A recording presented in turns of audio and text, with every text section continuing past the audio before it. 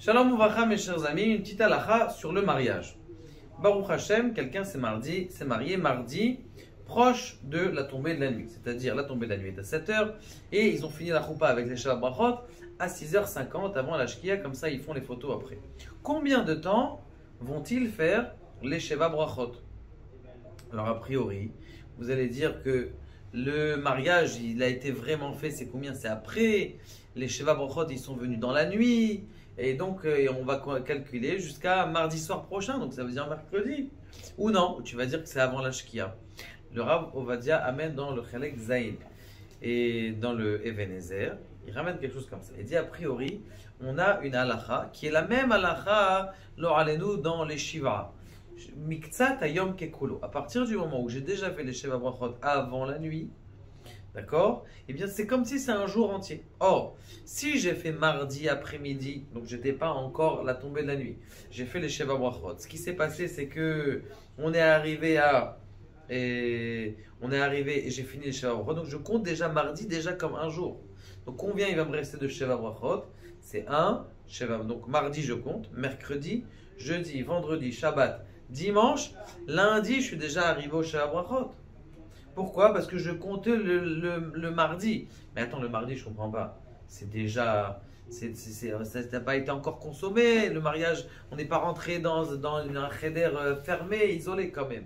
À partir du moment où j'ai fait c'est la même chose, quand quelqu'un il était enterré, même une minute avant la Shkia, c'est comme s'il avait fait un jour entier. Donc il n'a pas besoin de faire encore 7 jours. C'est comme s'il avait que 6 jours de deuil. La même chose pour les Sheva Brachot. C'est pas qu'on fait la corrélation entre les deux, mais c'est pour vous dire justement que Miktsat Ayom Kekulo, un petit peu du jour, c'est comme le kulo. Attention, c'est pas partout dans toutes les halachot comme ça, ce qui n'est pas le cas par exemple dans le Pidyon Aben. Que le Pidyon Aben, il faut 30 jours et 500 halakim, 573 halakim.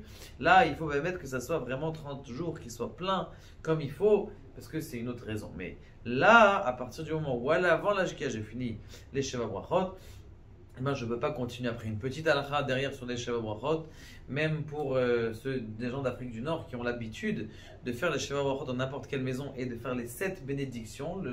Eh bien, il y a un problème en Eretz Israël où le Shulchan Aruch a dit qu'on ne peut faire les Shabbat Brachot uniquement, dans quel cas? Uniquement dans le cas où on est dans la maison du Khatan. Or aujourd'hui, on ne fait jamais les Shabbat Brachot dans la maison du Khatan.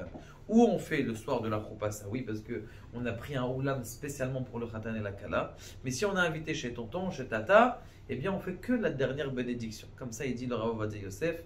Et même si je sais qu'on a toujours fait en Afrique du Nord, et on a gardé ce minag, mais Safek Brachot laquelle on ne peut pas faire une bracha qui est un Safek Bracha, peut-être Levatala, ou sur les Vatala selon le Rav Ovadia, et rentrer sa tête dedans. Moi, depuis que j'ai entendu Rav Yitzhak plusieurs fois le dire au cours du samedi soir, eh bien, je prends que la dernière bracha, parce que sinon, eh bien, on a un safek de la bracha des brachot d'avant. Qu'Akadosh Baruch Hu nous aide, Be'ezrat Hashem, et nous donne que des mariages, des smachot.